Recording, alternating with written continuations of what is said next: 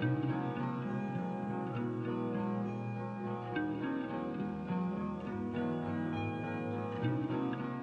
dernière année où je suis restée sur Paris, je travaillais pour un magazine qui s'appelait Vivre au Jardin. Et voilà, et ça m'a un peu ouvert à ça. J'ai découvert un petit peu les cultures, tout ça, donc ça me plaisait bien. Et puis j'ai eu mon 4e enfant et là j'ai décidé de partir justement me rapprocher de la nature, parce que ras-le-bol de Paris. J'ai eu beaucoup de mal à trouver un terrain accessible avec mes moyens. Par un coup de chance, j'ai eu vent de ce terrain qui était abandonné depuis 50 ans, mais personne ne voulait parce qu'il est comme ça. Et je ne savais pas ce que j'achetais en fait, parce que je voyais rien.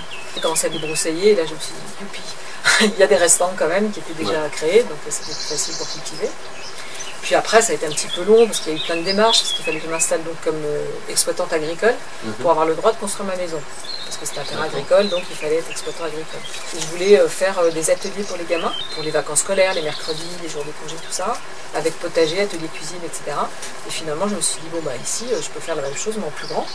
Donc je vais créer une ferme pédagogique. J'ai commencé à cultiver, on m'a refusé mon permis pendant 2 ans. Donc voilà, ça a été un long parcours du combattant, on m'a mis pas mal de bâtons dans les roues.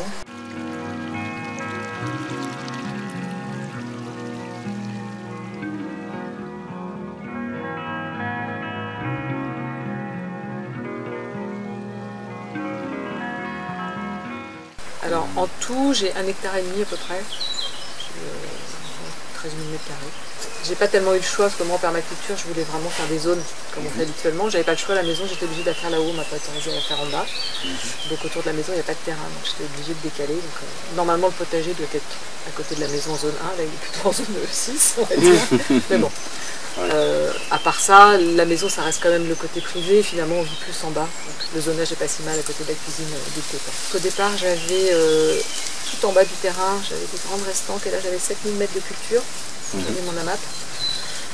Donc petit à petit tout ça a évolué différemment pour des raisons pratiques on va dire.